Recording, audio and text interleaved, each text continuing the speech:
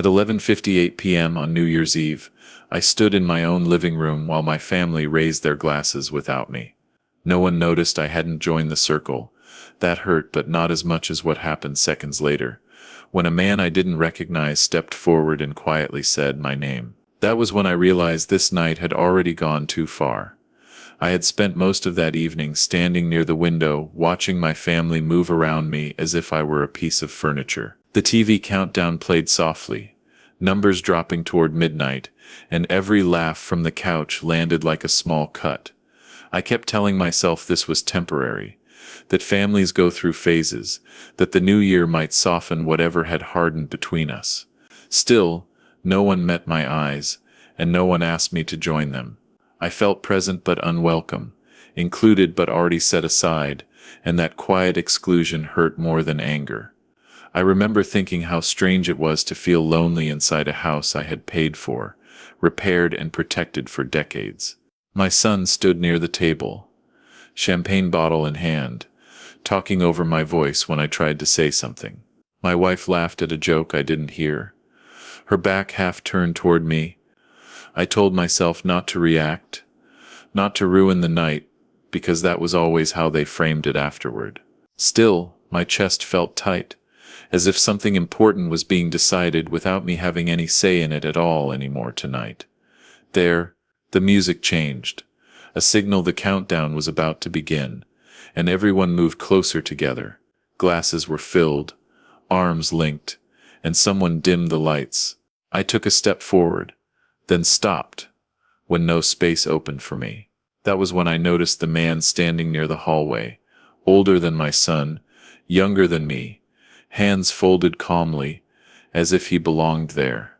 I didn't recognize him, but he watched my family with measured attention, like someone waiting for a specific moment to speak.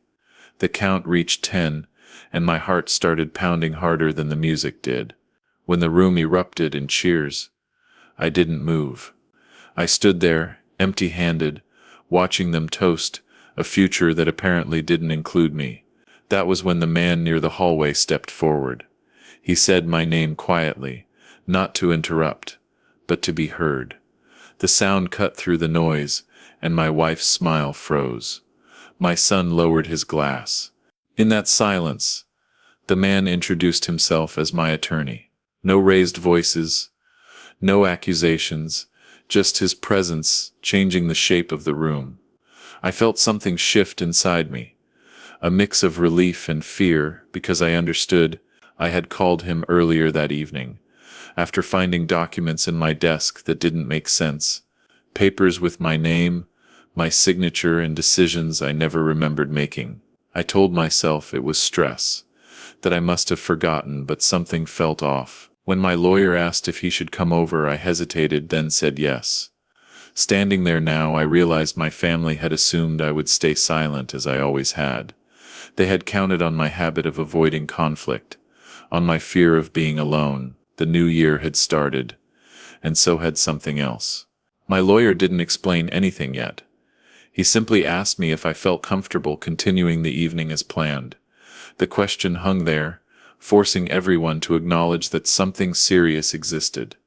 My wife finally looked at me, and in her eyes I saw calculation, not concern.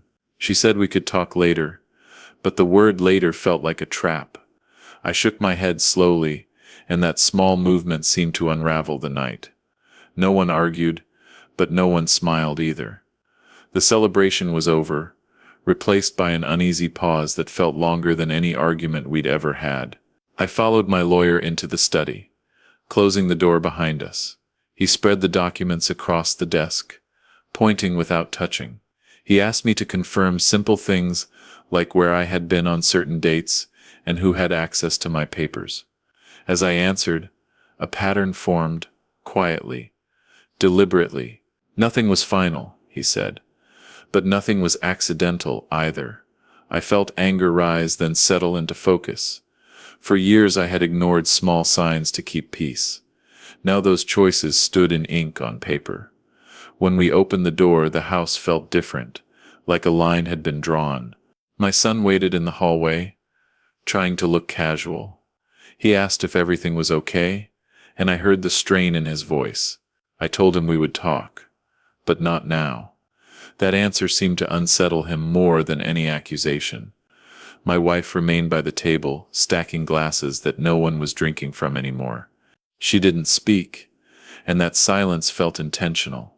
I understood then that whatever had been planned depended on my absence, my compliance, my habit of giving in. Standing there, I knew I wouldn't play that role anymore tonight or ever. I asked everyone to sit down, not to confront, but to listen. My voice was steady, even as my hands trembled. I said we would continue this conversation with counsel present, and that nothing else would move forward until I understood what had been done in my name. No threats, no ultimatums, just a boundary I should have set long ago. The room felt smaller, the air heavier. My son nodded too quickly. My wife avoided my eyes. I knew then that this wasn't just about papers or money. It was about control, and control was already slipping away. As the night ended, no one hugged or apologized. My lawyer left quietly, promising to return soon, and I stood alone in the living room. The new year had begun with fireworks outside, and silence inside, and I felt the weight of what was coming. Nothing had been resolved, and nothing felt safe. I knew questions would turn into choices, and choices would carry consequences that couldn't be taken back. As I turned off the lights, I understood this story was only starting, and the next steps would test every relationship I'd protected for years, whether they survived or collapsed. I barely slept after that night, not because of noise, but because every quiet moment felt loaded with intention. The house sounded different when everyone pretended nothing had changed. Footsteps paused behind doors, whispers stopped when I entered rooms, and even the morning light felt cautious. I didn't confront anyone. I didn't need to. The tension itself told me more than arguments ever had. Something had been moving in my absence, slowly, confidently, and now that I had noticed, everyone was recalculating how much I truly knew and how much longer they could stall. At the kitchen table, my wife set a cup of coffee in front of me, without meeting my eyes. The gesture looked familiar, caring even, but it felt rehearsed. I thanked her anyway. I wanted them comfortable enough to make mistakes. My son came in late, already on his phone, pretending urgency. He said work couldn't wait, that the new year was busy for everyone. I listened, nodding, letting him speak. Each word sounded like a shield. When he finally asked if we were good, I said yes. The relief on his face came too fast, and that confirmed everything. Later, alone in the study, I reviewed the copies my lawyer had left with me. I read slowly, not for legal language, but for intent. Transfers, permissions, changes that required trust to execute. None of it screamed theft at first glance. It whispered entitlement, the kind that grows when people assume you won't push back. I realized then how long this had been forming, how many small decisions I'd ignored because I valued peace over clarity. The betrayal wasn't loud. It was careful, patient, and rooted in my own predictability. That realization hurt more than anger ever could. When my lawyer called that afternoon, his tone was measured. He told me not to confront anyone yet. He said silence would protect me better than outrage. He explained that pressure makes people careless, and careless people reveal more than they intend. I agreed, though every instinct I had wanted answers. Instead, I asked him what my next step should look like. He said observation. Listen. Watch. Let them believe the moment had passed. That advice felt dangerous, but I trusted it. If something had already crossed a line, rushing would only hide the tracks. That evening my daughter called. She spoke carefully, asking how I felt about the other night. She said everyone was worried I might have misunderstood something. I told her I was fine, that I just needed time. She hesitated, then said she loved me. I believed her, but I also heard fear behind the words. Fear of consequences, not concern for me. When we hung up, I felt a weight settle in my chest. This wasn't one person acting alone. This was a family decision, shaped in quiet conversations I hadn't been part of. Over the next stretch of time, I noticed patterns sharpen. Documents disappeared from shared spaces. Conversations moved outdoors or behind closed doors. My wife started asking questions about my health, my memory, my energy, framing them as concern. Each question felt like a test, not for my well-being but for my reliability. I answered calmly, clearly making sure I sounded steady. I realized then how easily concern could be weaponized, how age became a convenient narrative when control was at stake. They weren't just acting, they were preparing explanations. One afternoon, my lawyer sent me a message asking if anyone had suggested evaluations or formal assessments. The timing felt precise.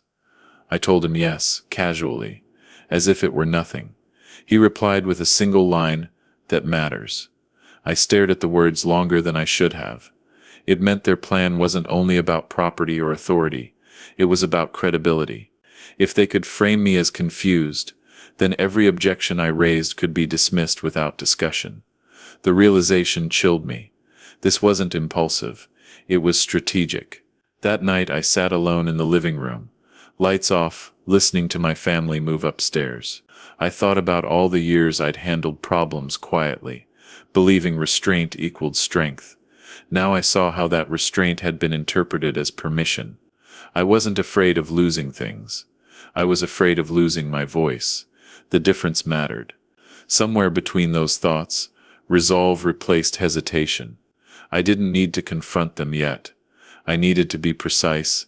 Precision was something they hadn't prepared for, because they didn't believe I had it in me. Before going to bed, I checked my phone and saw a missed call from my lawyer. The message he left was short, but it tightened my stomach. He said new information had surfaced, something he hadn't expected so soon. He said it changed how we needed to proceed. No details, just urgency. I lay there afterwards, staring at the ceiling, understanding that whatever I thought this situation was, it had already grown beyond it, and whatever came next would force choices none of us could quietly undo. I answered my lawyer's call in the garage away from the house, my voice low and controlled. He told me a request had been prepared in my name, one that shifted authority quietly and permanently. It had not been filed yet. Someone was waiting for a final signal. He asked me who had access to my email and passwords. I told him the truth, and the pause on the line told me everything I needed to know. This was closer, more immediate than either of us expected. I felt my pulse quicken as consequences gathered silently around us, now there. I stayed in the garage after hanging up, breathing through the cold, rehearsing calm. Inside, doors closed softly, then reopened, a choreography of avoidance. When I returned, my wife asked if everything was fine. I said yes again. The lie tasted metallic. I noticed my son watching my hands, not my face. He asked about a meeting tomorrow, something urgent, something legal sounding. I nodded. He smiled too quickly. The house felt like a stage after intermission, waiting for a cue. Everyone knew lines existed, and someone else intended to deliver them tonight without hesitation or mercy, remaining unseen nearby. Later, my daughter sent a message asking to talk privately. I agreed, choosing the porch. She spoke carefully, saying she worried about stress, about misunderstandings growing teeth. She suggested we involve professionals, neutral voices. I asked, which professionals? She hesitated, then mentioned assessments, planning, protection. I listened, thanked her, and asked who suggested the idea. She said it was mutual. That word echoed. Mutual meant coordinated. Coordinated meant consent, and consent meant betrayal. Shared. I watched her eyes search mine for permission to proceed without resistance. Already assumed, granted. Silently, carefully, deliberately. Tonight, again, by family design, alone here now. After she left, I wrote notes for my lawyer, not accusations, just facts. Times, phrases, who said what, who avoided answers. Writing steadied me. I realized my strength had never been volume. It was memory. If they wanted fog, I would bring light. I secured my documents elsewhere and changed access quietly. No announcements. No warnings. Control returns fastest when it isn't debated. Upstairs. Laughter resumed. I let it. Noise can be useful. Camouflage. While they celebrated comfort, I prepared clarity, consequences, and patience to endure resistance from familiar faces, trusted rooms, shared histories, and gentle voices masking intent tonight. The next interaction came unexpectedly. Casual, dangerous. My son asked to borrow my car. Said his was in the shop. I handed him the keys, watching relief flood him. He wanted movement, options, leverage. I texted my lawyer afterward. He replied with a single instruction: document everything. I followed my son to the driveway later, noting how he avoided the camera by the gate. Avoidance teaches you where to look. Patterns form when people think they are trusted, unseen and already forgiven. Those habits repeat, tightening nets quietly around themselves, eventually, inevitably, without warning, mercy, pause, or escape. Tonight here, that night my wife tried a different approach. Softer, intimate. She apologized for distance, blamed stress, offered counseling together. I thanked her. Asked for time. She touched my arm, then withdrew. When I didn't lean in, the withdrawal told me more than the words. She needed proximity to manage outcomes. I needed space to see clearly. When she left the room, I felt resolve settle. Emotional pressure had replaced paperwork, and it was clumsier. Clumsier methods create visible mistakes, and visible mistakes can be proven without theatrics or shouting, accusations, scenes, timelines, doubt, excuses, sympathy, bargaining, deflection, delay. Tonight again. Before sleep, I reviewed security logs and backups, confirming what I suspected. Access attempts clustered around moments I was distracted, generous, trusting. I saved copies, labeled carefully. This wasn't paranoia. It was due diligence. If authority was about to be questioned, evidence would speak calmly. I understood, then. The reset my lawyer mentioned, the story they were building, required my silence. The one I was building required patience and timing. Timing turns fear into leverage when others rush conclusions. They cannot retract. I waited, watched, measured, and planned responses, aligned with truth, law, memory, restraint, and endurance alone now here. In the early quiet, I drafted a simple boundary to deliver soon. No accusations, just a pause. Nothing proceeds without transparency. I practiced saying it aloud. Neutral, steady. Power hates neutrality. It forces exposure. I anticipated their reactions. Denial, concern, offense. Each required a different stillness from me. When I finally lay down, sleep came briefly, broken by a thought that wouldn't leave. They believed they were ahead. They were not. Momentum belongs to those who wait until certainty hardens beyond persuasion. Tomorrow's moves would test loyalty, nerve, and the stories they rehearsed for others, authorities, and themselves. Soon enough, as I drifted, my phone vibrated once, then again, messages stacking without words. No emergencies, just pressure. I ignored them. Silence can be an answer. Somewhere inside the house, plans adjusted to my quiet. I sensed it. Control doesn't vanish. It resists, adapts, sharpens. Whatever my lawyer had discovered was already pulling strings I couldn't see yet. I closed my eyes, knowing morning would demand a choice, and choosing would expose everything. Exposure threatens comfort. Relationships, reputations, and illusions carefully protected for years. I welcomed that risk because truth endures longer than bargains, fear, or silence. Once tested, publicly, fully, I woke briefly to the house settling. A sound like agreement reached without me. It sharpened my resolve. Tomorrow I would speak carefully, place boundaries, and watch who panicked. Panic reveals ownership. I would not accuse, I would ask questions, force stories to collide. Somewhere a document waited, unfinished, dangerous. Somewhere a decision hovered. I wasn't safe yet, but I was ready to be precise. Precision changes outcomes, and outcomes were about to be contested. When they moved next, consequences would move with them, unmistakably, irreversibly, into light without permission. Apology, delay, confusion, comfort, retreat, reversal, compromise, cover, escape, ever. I woke with a calm that felt unfamiliar, the kind that settles after a decision has already been made. Downstairs, the house moved cautiously, as if everyone sensed a shift they could not name. I poured coffee, sat at the table, and waited. When my wife joined me, she spoke about ordinary things, traffic, weather, plans. I listened, nodding, letting the normalcy stretch.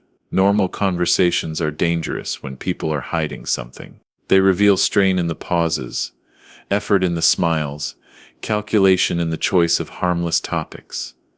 I told her I needed a family meeting, not dramatic, just clarity. Her eyes flicked away for a fraction of a second. Before she agreed, that fraction mattered. She texted the others while I remained seated, my phone face down. I didn't want distractions. When my son arrived, he brought a folder held casually at his side.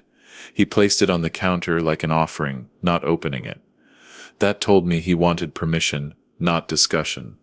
My daughter followed, quiet, taking a chair near the door. Positions form patterns. When people anticipate conflict, I began without accusations. I said I needed transparency before anything proceeded further. I said decisions made in my name required my understanding and consent. I said I would involve counsel in every step from now on. My voice stayed even. My hands stayed still. Silence followed, thicker than anger. My son broke it by saying this was unnecessary, that they were protecting me from stress. Protection is the word people use when they want control to sound kind. I asked what exactly they were protecting me from. The answers overlapped, rehearsed but uneven. My wife spoke about health. My daughter mentioned stability. My son referenced efficiency. None of them mentioned trust. I let them finish. When I asked why documents existed with my signature that I didn't remember signing, the room shifted. My son opened the folder slightly, then closed it. He said memories fade, that processes were confusing. I nodded and said, confusion requires clarification, not assumption. I asked, who suggested moving forward without confirming with me first? No one answered immediately. That delay was louder than denial. I told them we would pause everything. I said nothing new would be filed, transferred, or decided until my lawyer confirmed details. My wife objected gently, saying delays create risk. I asked whose risk she meant. Her mouth opened, then closed. My daughter looked at her brother. He looked at the floor. I understood then that urgency had been manufactured, not discovered. Manufactured urgency pressures mistakes into becoming permanent. I stood and collected the folder, not to read it but to remove it from circulation. I said we would reconvene later, with counsel present. My son reached for the folder, then stopped himself. That restraint told me how much leverage it represented. I walked it to the study and locked it away. When I returned, I found them whispering. I didn't interrupt. Whispering exposes alliances. I watched, learning who leaned toward whom, who avoided eye contact, who waited to speak. Afterward, my lawyer called. I put him on speaker without warning. He asked simple questions, direct ones, about authorization and intent. My family stiffened. My wife attempted reassurance, saying everything was provisional. My lawyer replied that provisional actions still create consequences. He explained risks calmly, legally, without emotion. Hearing authority articulate what I had felt privately changed the balance in the room. My son's shoulders dropped. My daughter's breathing quickened. My wife's tone sharpened. Pressure redistributes. When witnesses arrive. When the call ended, I stated boundaries again. Clearer now. No independent actions. No assessments scheduled. No documents moved. I would not be isolated from decisions about my own life. I said this was not punishment, but protection for everyone. My wife accused me of mistrust. I agreed. I said, mistrust was earned by secrecy. That landed. She stood abruptly, said she needed air, and left the room. The door closed harder than necessary. The rest of the day passed in strained politeness. I documented the meeting, sent notes to my lawyer and secured copies. I changed routines slightly. Unpredictable, but subtle. Predictability had been used against me. Variation would serve me now. I noticed my son on his phone more, stepping outside to talk.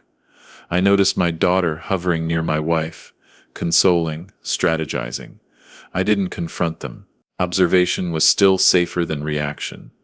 As evening settled, my lawyer texted that a filing window was approaching, one they might try to use despite my boundary. He advised readiness. Readiness meant presence. I stayed visible, grounded, calm. I sat in the living room where movement passed through. When my son asked if I was tired, I smiled and said no. The smile unsettled him. People expect fatigue to justify takeover. Alertness disrupts that story. Later I reviewed the folder alone. Inside were drafts. Not final, but dangerously close.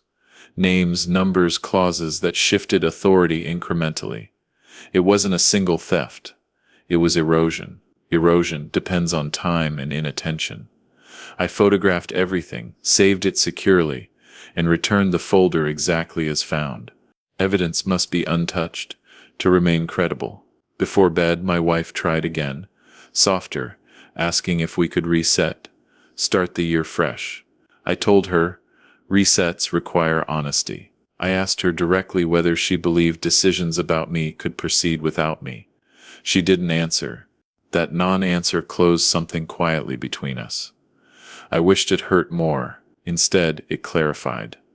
As I lay down, my phone buzzed with a message from my lawyer. He said tomorrow would reveal who respected the pause and who tested it. Tests expose intentions. I closed my eyes, knowing the pause itself was the trap. Anyone who broke it would step into daylight. I was no longer chasing truth. I was waiting for it to announce itself. Morning would arrive carrying consequences, and I would be awake, present, prepared, patient, steady, listening, watching, counting, remembering, and ready to respond deliberately. Morning arrived quietly, but the silence felt deliberate, like everyone was holding their breath. I woke before anyone else, and stayed in bed long enough to listen to the house. Pipes hummed, floors creaked, doors opened and closed with exaggerated care. That alone told me something had already happened or was about to. I checked my phone first. No missed calls, no messages. That absence mattered. People who respect boundaries usually communicate. People who plan to cross them often wait until the last possible moment. I dressed and went downstairs, positioning myself in the kitchen where everyone had to pass through. My wife entered first, already dressed, makeup, careful, expression neutral. She poured coffee and asked if I wanted some. I said yes. The offer felt strategic, a gesture of calm before movement. My son followed shortly after, phone in hand, distracted but alert. He glanced at me, then at my wife, then back at the screen. I watched the exchange without comment. My daughter was the last to appear, quiet, guarded, as if bracing, We spoke about ordinary things again, but the rhythm was off. Every sentence sounded like a placeholder. Finally, my phone buzzed. It was my lawyer. I answered in front of them. He asked a single question. Had anyone contacted a third party overnight regarding filings or appointments? I looked at my family instead of answering immediately. My son's jaw tightened. My wife looked down at her cup. That told me enough. I told my lawyer I would call back shortly, and ended the call. I asked my son directly if he had contacted anyone. He hesitated, then said he had only made inquiries. Nothing official. I asked who he spoke to. He named a firm I recognized. I nodded and asked why. He said it was precautionary. That timelines mattered, I asked. Whose timeline? He said everyone's. That answer was vague, by design. I told him inquiries made without my consent violated the pause. My voice stayed even. His did not. He said I was overreacting. My wife stepped in, saying they were only trying to prevent problems. I asked, what problems? She said delays could complicate things. I asked, which things? Again, no specifics. I realized then they were testing language, not actions. They wanted me to concede ambiguity. I didn't. I said, clearly that any outreach without my approval crossed a line. I said consequences would follow. My daughter looked at me sharply, surprised by the word consequences. It hadn't been part of the script. I called my lawyer back and put him on speaker again. I told him about the inquiry. He asked my son if anything had been scheduled. My son said no. My lawyer asked if documents had been shared. My son said no. The lawyer thanked him and explained that even preliminary contact could be interpreted as intent. He said, intent matters. He said patterns matter. He said pauses are legal signals. When the call ended, the room felt smaller. My wife accused me of embarrassing them. I said transparency feels like embarrassment when secrecy has been comfortable. She said I was punishing them. I said boundaries aren't punishment. My son said I was being dramatic. I said drama would be shouting, and I wasn't shouting. That stopped him. Silence settled again, heavier this time. My daughter finally spoke, asking what I wanted. I said respect for the pause. I said acknowledgement that decisions about me require me. I said time. The rest of the morning passed tensely. I stayed visible, present, unhurried. Tommy's son left the house, claiming errands. I noted the time. My wife made calls behind closed doors. I noted that too. I didn't intervene. Interruption would have given them a shared enemy. Observation gave me leverage. Midday, my lawyer sent a message confirming that no filings had occurred yet. Yet, that word carried weight. In the afternoon, my son returned quieter than before. He avoided my eyes. My wife watched him closely, searching his face for reassurance. I realized then they were no longer aligned. Pressure was fracturing their unity. Fractures create disclosures. I asked my son if his inquiry had been answered. He said they advised waiting. I asked if he told them to wait. He didn't answer. That told me he hadn't. I told my family I would be meeting with my lawyer in person soon. I didn't give details. Information asymmetry unsettles people who rely on coordination. My wife asked if she should come. I said no. The word landed harder than intended, but I didn't soften it. This wasn't a joint process anymore. That realization shifted something fundamental. For the first time, I saw fear in her expression, not for me, but for herself. As evening approached, my daughter pulled me aside. She asked quietly if this could still be fixed. I asked what she meant by fixed. She said if things could go back to how they were. I told her how they were included decisions made without me. She didn't argue. She asked what would happen next. I said that depended on who respected the pause. She nodded slowly, understanding more than she wanted to. That night, I reviewed everything again. Logs, messages, notes. Patterns were clearer now. The inquiry my son made fit a sequence, not an exception. I realized my lawyer's reset hook was approaching. Something would surface soon, either by mistake or defiance. I felt steady, not angry. Steadiness is dangerous to people expecting emotion. It removes negotiation. Before sleep, my phone vibrated. A short message from my lawyer. Someone attempted to accelerate a process earlier, but it was stopped. He said the attempt was traceable. He said this changed our position significantly. I stared at the message, feeling the ground shift again. The pause had been tested. Someone had crossed it. Tomorrow names would attach to actions and intentions would become undeniable.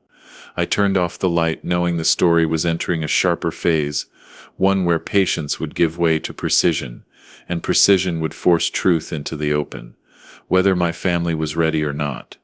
I woke, knowing the balance had shifted again, not because of instinct, but because my phone was already lit with messages I hadn't opened. I didn't rush to read them. Rushing gives power to whoever is waiting on your reaction. I showered, dressed, and moved through the house deliberately, letting everyone see I was steady. My wife watched me from the hallway, trying to read my face. My son pretended not to notice me at all. That avoidance was new, and it mattered. I stepped outside and finally checked my phone. My lawyer had left a voicemail. Calm but firm, he said the attempt to accelerate the process had left a clear trail, not a misunderstanding, not a clerical error, a deliberate action. He said we now had leverage, but leverage only works if used carefully. He asked me not to confront anyone yet. He said truth was close, but it needed space to surface fully. I listened twice, then locked my phone, and went back inside. At breakfast, no one spoke much. The air felt thinner, like everyone was afraid of saying the wrong thing. My daughter tried small talk and gave up halfway through a sentence. My wife rearranged items on the counter that didn't need rearranging. My son stared at his phone, then set it face down when he noticed me watching.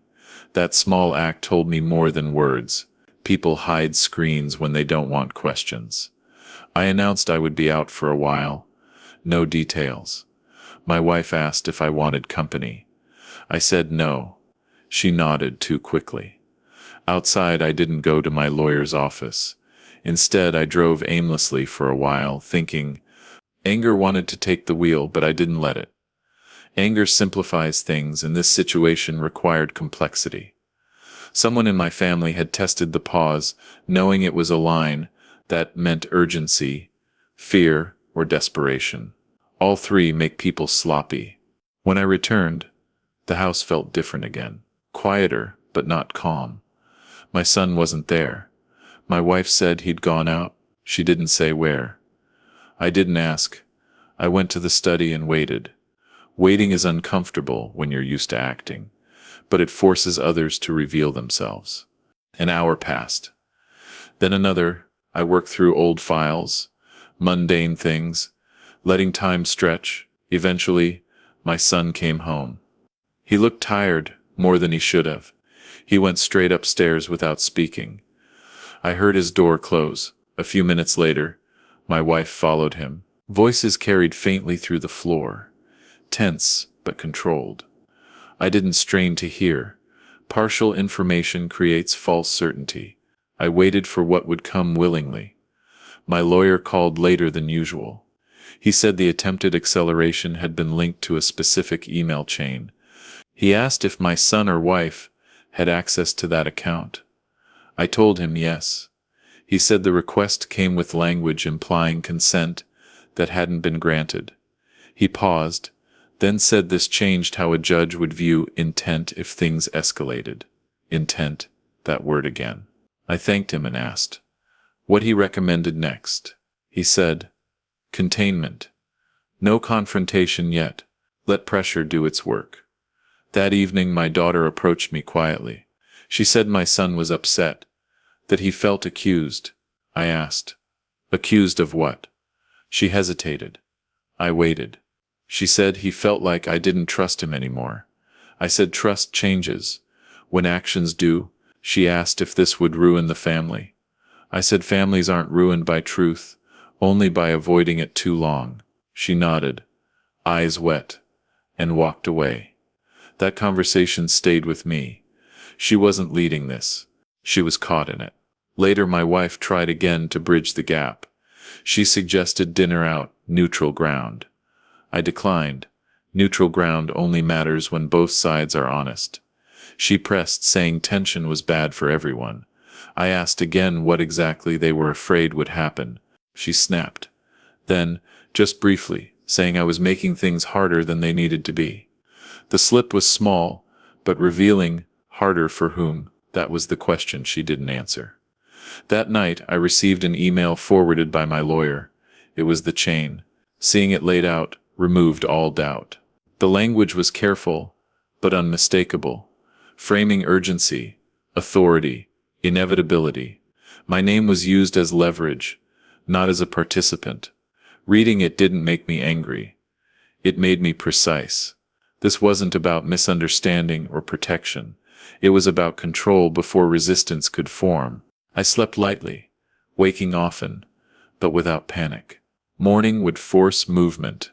People can only carry secrets so long under shared roofs.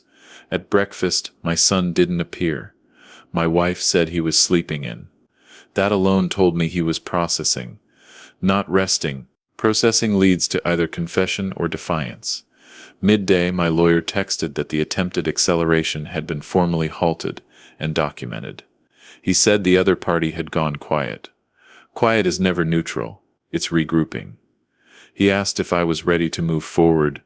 I said yes, but not aggressively. I wanted clarity, not spectacle, in the afternoon. My son finally came downstairs. He stood in the doorway, hands clenched, eyes tired. He said we needed to talk. I agreed and gestured to the living room. He sat across from me, not beside, distance again. He started by saying he was only trying to help. That time was against us. I asked what he meant by us. He said the family. I asked why helping required acting without me. He didn't answer immediately. That pause was heavier than denial. I told him I knew about the email. His face changed. Just slightly, but enough. He asked how. I said it didn't matter. I said what mattered was why he thought that was acceptable. He looked at his hands, then up at me, and said he thought I'd never agree if he asked directly. That sentence cracked something open. Not justification, but admission. He had decided my answer in advance and acted accordingly. I didn't respond right away. Silence forces people to keep talking. He filled it, saying he was afraid that things would fall apart if he waited. I asked what he was afraid of losing. He didn't say money. He said stability, control, order. Those words told me everything. He wasn't protecting me. He was protecting a version of the future where he decided outcomes. I told him this conversation wasn't finished. I told him his actions had consequences beyond hurt feelings. I told him my lawyer would handle next steps. His shoulders sagged. He asked if this could be fixed. I said that depended on honesty going forward, not promises. As he left the room, I felt the weight of the reset hook fully settle. The story had shifted. Assumptions were breaking. The next phase wouldn't be about discovering truth. It would be about what everyone did now that the truth was no longer hidden. The house felt exposed after that conversation, like walls that had quietly absorbed years of compromise were now listening back. My son stayed in his room, door closed, while my wife moved through the house with a new stiffness, no longer pretending everything was fine. I didn't announce anything. I didn't need to. The truth had entered the room, and everyone felt it. When truth shows up, people either start cleaning or start hiding. I watched to see which path each of them chose. My lawyer arrived later that afternoon, calm and deliberate, carrying a thin folder. He greeted everyone politely, the way professionals do when they already know more than they're saying. We sat at the dining table, the same place where celebrations used to happen, now stripped of decoration and warmth. He began by outlining facts, not accusations, dates, actions, attempted filings, communications. He didn't raise his voice. He didn't dramatize anything that made it worse for them. Facts don't argue back. My son listened with his arms crossed, jaw tight. My wife interrupted twice, trying to reframe intent. Each time, my lawyer gently redirected to documentation. My daughter sat silently, eyes moving between us, absorbing the reality she hadn't fully believed until now. When the explanation ended, the room was quiet again, but this silence was different. It wasn't confusion. It was recognition. Everyone understood the story could no longer be controlled. My lawyer asked one question, directed at my son. He asked whether the email had been sent with my explicit permission. My son said no. The admission landed without drama, no gasps, no raised voices, just acknowledgement. My lawyer nodded and explained what that meant legally, not threateningly, just plainly. He said the attempt, even halted, established intent. He said intent changes outcomes. He said outcomes affect trust, authority, and future decisions. My wife spoke then, more sharply than before. She said intent shouldn't matter if nothing happened. My lawyer replied that intent always matters, especially when power is involved. He said courts care less about success than about attempts. He said attempts reveal mindset. I watched her face tighten. She wasn't hearing legal theory. She was hearing loss of control. I finally spoke slowly, choosing each word. I said I wasn't angry, but I was done being managed. I said I had spent years confusing silence with peace. I said that ended now. I told them I would not be stepping aside, stepping back, or stepping down from decisions about my life. I said anyone who wanted a relationship with me would have it honestly or not at all. I didn't threaten consequences. I named conditions. My daughter asked what that meant. I said it meant transparency, respect for boundaries, and no actions taken without consent. I said it meant my lawyer remained involved. I said it meant pauses would be honored. My son asked if this meant punishment. I said accountability isn't punishment. It's structure. That answer unsettled him, more than anger would have. My lawyer then outlined next steps, not as punishment, but as protection, safeguards, notifications, oversight, measures that prevented unilateral action. My wife objected, saying it would make things complicated. He replied that complexity is preferable to abuse of simplicity. The phrase hung there, abuse of simplicity. I saw my son flinch. Simplicity had been their cover. Complication was exposure. When the meeting ended, my lawyer left with copies and instructions. The house felt hollow afterward. My son retreated again. My wife went to the bedroom and closed the door. My daughter lingered uncertain. I told her she didn't need to choose sides. She said she already felt like she had. I told her that feeling was the problem. She nodded, tears finally spilling. I let her cry without fixing it. Fixing had been the habit that allowed this to grow. That evening my wife approached me again, but this time without strategy. She looked tired, older. She said she hadn't thought it would go this far. I said it went as far as secrecy took it. She said she was scared. I asked, of what? She said of losing control. She caught herself too late. The honesty startled us both. I said control isn't safety. She didn't argue. Later my son came downstairs quietly. He stood across from me, unsure. He said he didn't think I'd fight back. That sentence mattered. I asked why. He said, because I never had before. The truth of that settled heavily. I told him people change when silence stops working. He nodded slowly, absorbing the shift. He asked what happened next. I said next depended on choices made from this point forward. That night I sat alone, thinking about resets. The reset hook my lawyer mentioned had arrived, not through a dramatic reveal, but through a confrontation with assumptions. The assumption that I wouldn't resist. That assumption was broken now. I knew the story wasn't over. Exposure invites reaction.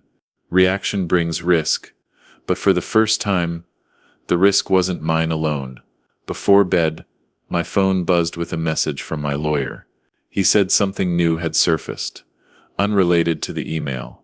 He said it involved timing and a decision made earlier than I'd been told. He said we'd discuss it soon. I stared at the message, feeling the familiar tightening in my chest. Just when one truth settles, another rises. I turned off the light, knowing the next revelation would test whether honesty had truly begun, or whether resistance would harden into something far more dangerous. The next morning carried a weight that didn't belong to the day itself, but to what was waiting inside it. I didn't rush to call my lawyer. I wanted to see who moved first. Control reveals itself through impatience. I stayed in the kitchen, reading the paper I hadn't finished, letting time stretch. My wife hovered, then retreated. My son remained upstairs. My daughter left early without explanation. Movement without communication always means fear is active. When my lawyer finally called, his tone was careful. He said the new information came from a secondary channel, not the email chain.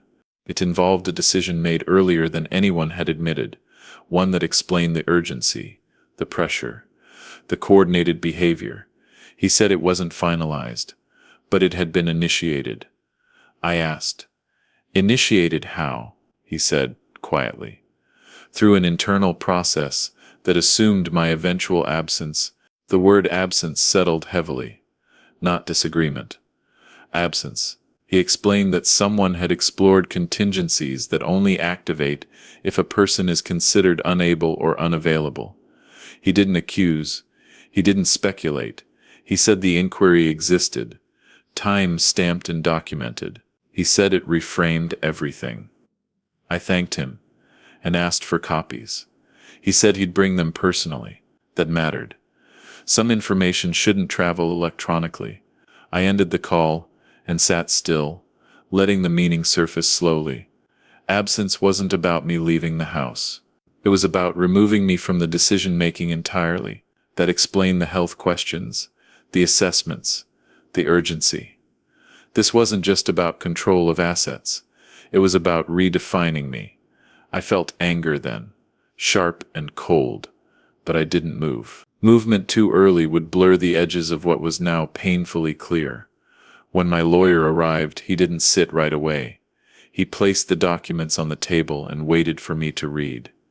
They weren't formal filings, but notes, inquiries, exploratory steps. Enough to show direction. Enough to show planning. Enough to show that my resistance hadn't started this process. It had interrupted it. That distinction mattered. I asked, who initiated it? He named my wife. The room felt suddenly smaller. I didn't react immediately. I asked when. He told me. The timing aligned with moments I'd dismissed as stress. Moments when I'd trusted reassurance over instinct. I asked whether my son knew. He said evidence suggested coordination. That hurt more than the revelation itself. Not because of betrayal alone, but because of how calmly it had been approached. This wasn't panic. It was strategy. I thanked my lawyer and asked him to stay. I called my wife into the room. She came reluctantly, eyes wary. I told her calmly that I knew about the contingency inquiry. Her face changed before she spoke. That reaction confirmed everything. She said she was only exploring options, that she was scared. I asked. Scared of what? She said of things getting worse. I asked worse how? She hesitated, then said of losing stability. Again, control disguised as concern. I told her the inquiry crossed a line far deeper than the email. I told her it reframed trust entirely. She argued that nothing had been filed. I said attempts matter. My lawyer explained the implications. My wife's voice rose. She said I was overreacting. I said, redefining someone without them isn't reaction-worthy, it's response-worthy. She fell silent. My son entered then, drawn by the tension. He asked what was happening. I told him. He looked at my wife, then back at me. He didn't deny knowledge. He said they were trying to protect the family. I asked again, whose definition of protection required removing my voice. He didn't answer. Silence is an answer when it arrives at the right moment. My daughter returned unexpectedly, sensing something. When she heard, she cried openly. She said she didn't know it had gone that far. I believed her. She wasn't part of the strategy. She was collateral. That realization sharpened my resolve. Strategies that harm the innocent are indefensible. I told my family this changed everything. I said we would proceed formally now. No more internal handling. No more assumptions. My lawyer outlined steps. Protective. Immediate. My wife objected again, saying this would destroy us. I said, secrecy already had. The difference was now visible. The room fractured emotionally. My wife withdrew. My son paced. My daughter sat beside me. Shaken, I felt strangely calm. The reset hook had completed its arc. This was the point of no return, not because of anger, but because of clarity. Once someone attempts to redefine you without consent, the relationship changes permanently. After they left the room, my lawyer asked how I wanted to proceed. I said carefully, deliberately, without revenge. He nodded. He said that choice would matter later. I understood what he meant. Outcomes aren't decided by rage, but by consistency. That evening, the house felt like neutral territory for the first time. No one tried to smooth things over. No one pretended. The truth sat between us, heavy and undeniable. I didn't seek comfort. I didn't offer forgiveness. Those things require acknowledgement, not fear. Before bed, my phone buzzed with a final message from my lawyer. He said formal steps would begin soon. He said this would force decisions. I looked around the room I had built, realizing it was no longer just a home. It was evidence. Tomorrow would not be about discovery anymore. It would be about consequence. And consequences have a way of revealing who people really are, when the story can no longer be controlled. Morning came without ceremony, the kind that follows a night when nothing is settled, and everything has changed. The house felt stripped of its roles. No one was performing anymore. My wife stayed in the bedroom. My son left early. My daughter moved quietly, unsure where to place herself. I sat at the table, coffee untouched, thinking about consequences. Not punishment, not revenge, but outcomes that arrive when lines are crossed and acknowledged. My lawyer arrived mid-morning, as promised. This time there was no hesitation from anyone, no objections, no attempts to soften what was coming. The formal steps began exactly as he said they would, structured, documented, undeniable. Safeguards were activated. Notifications sent, authority clarified. Nothing dramatic on the surface, but beneath it, control shifted permanently. The kind of shift that doesn't announce itself with noise, but with finality. My wife emerged eventually, drawn by inevitability. She sat across from us, tired, defensive, smaller somehow. My lawyer explained the process calmly. He didn't accuse. He didn't threaten. He described protections that would now exist, because trust had been compromised. When he finished, she asked if there was any way to stop it. He said no, not anymore. Attempts had moved this beyond private resolution. The words landed hard. Private resolution had been her expectation. That option was gone. My son arrived later, quieter than I had ever seen him. He listened without interruption. When my lawyer asked if he had questions, he shook his head. Acceptance looks like resignation, when control has been lost. I didn't feel satisfaction. I felt something heavier, relief mixed with grief. Relief that I was no longer invisible, grief for the family I thought I had built on silence instead of honesty. When the formalities ended, my lawyer left us alone. No instructions, no ultimatums, just the reality of what had been set in motion. My wife spoke first, asking what I wanted now. The question surprised me. It was the first time she'd asked, instead of assumed. I told her I wanted space and honesty, not apologies shaped by fear. I told her trust would not return because it was requested, only because it was earned over time, if at all. My son asked if this meant he was cut out of decisions permanently. I said it meant decisions would include me, not exclude me. I said involvement required respect. He nodded, absorbing the shift. He said he didn't think it would end like this. I told him it ended this way because it started quietly. Quiet beginnings often have loud endings. My daughter stayed beside me, silent support. Later she asked if I regretted standing up. I told her regret belongs to silence, not clarity. She held my hand briefly, a simple gesture that carried more sincerity than any speech. I realized then that not everything had been lost. Some relationships survive truth, others don't. Over the following hours the house emptied. My wife went out. My son stayed away. I didn't ask where they went. Distance was necessary now, not as punishment, but as boundary. I walked through the rooms, seeing them differently. Not as territory to defend, but as space reclaimed. I understood that home isn't just walls and history. It's agency. And agency had been restored. That evening I sat alone in the living room, the same place where the New Year toast had happened without me. I replayed that moment, not with bitterness, but with clarity. They had toasted a future that required my absence. That future no longer existed. The one ahead was uncertain, but it was mine to navigate.